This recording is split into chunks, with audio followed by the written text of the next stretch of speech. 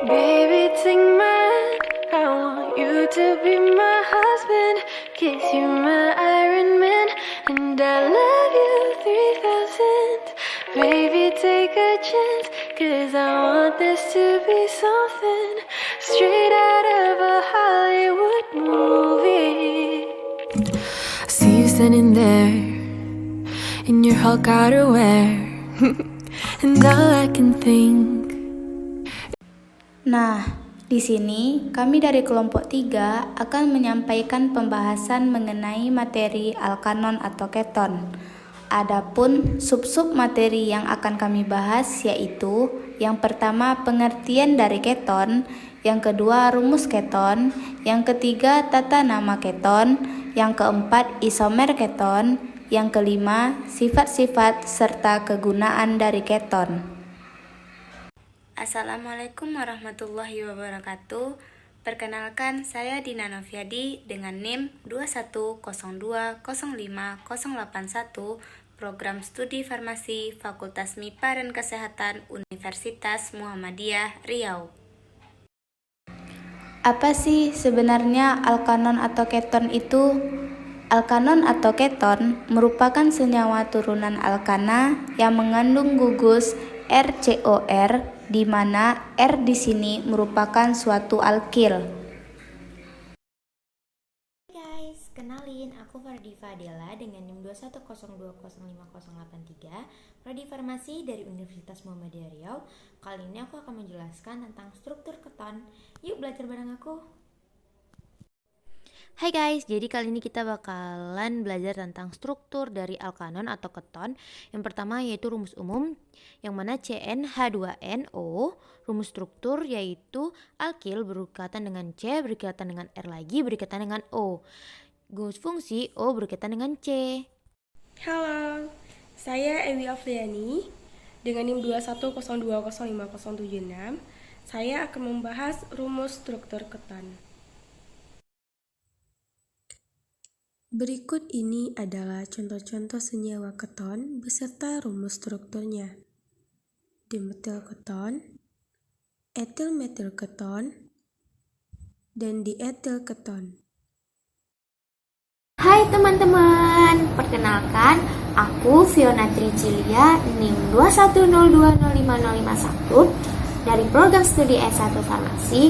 Nah, di sini aku akan menjelaskan tentang sifat-sifat keton. Mari kita simak ya.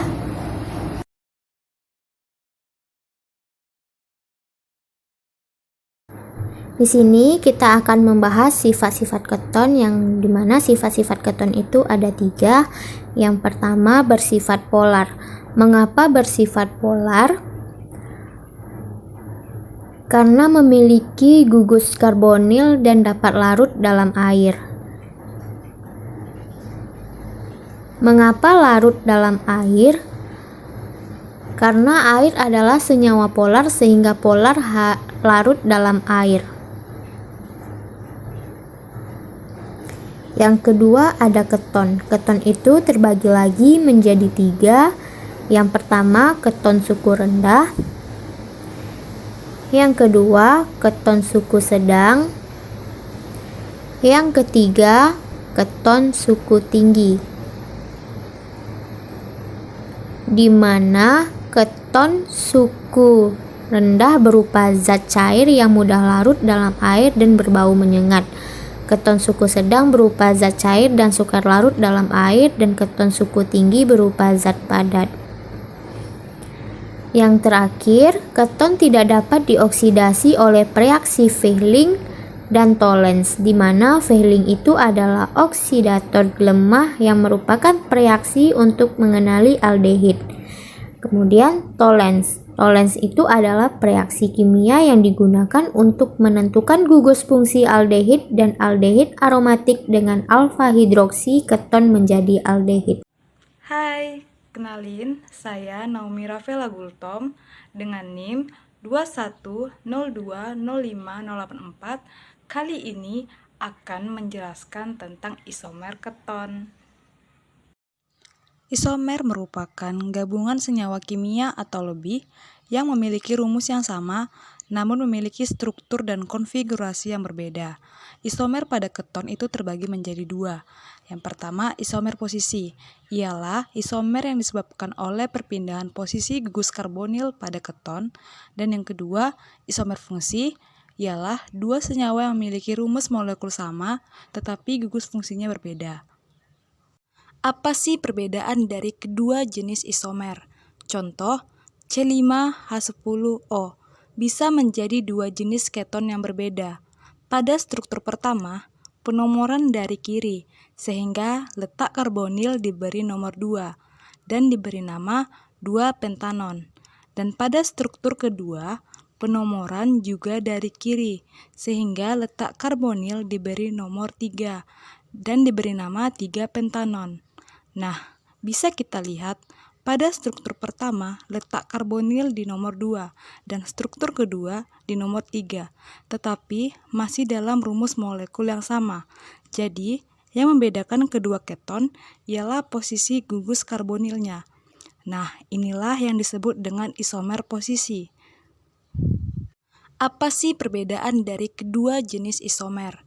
Contoh, C5H10O bisa menjadi dua jenis keton yang berbeda. Pada struktur pertama, penomoran dari kiri, sehingga letak karbonil diberi nomor 2 dan diberi nama 2-pentanon.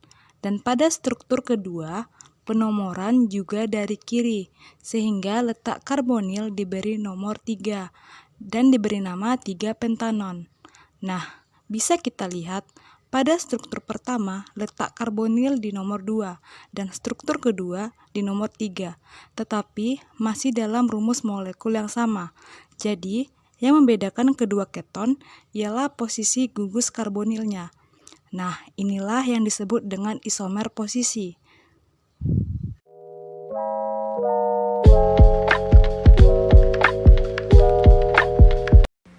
Nah, selanjutnya kita akan membahas kegunaan dari keton.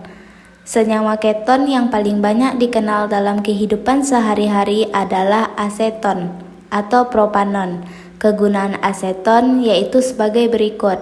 Yang pertama ada pelarut senyawa karbon, misalnya untuk membersihkan cat kuku, melarutkan lilin, ataupun plastik. Yang kedua, untuk membuat obat bius, idioform dan isopren. Yang ketiga, propanon atau dimetil keton, banyak digunakan sebagai pelarut. Yang keempat, asetofenon atau metil fenil keton, banyak digunakan sebagai zat hipnotik. Yang kelima ada senyawa kloroasetofenon, banyak digunakan sebagai gas air mata. Yang keenam, bahan baku pembuatan zat organik lain seperti kloroform yang digunakan sebagai obat bius. Yang ketujuh, nah sekian dulu ya teman-teman video pembelajaran mengenai keton dari kelompok kami. Semoga bermanfaat. Assalamualaikum warahmatullahi wabarakatuh.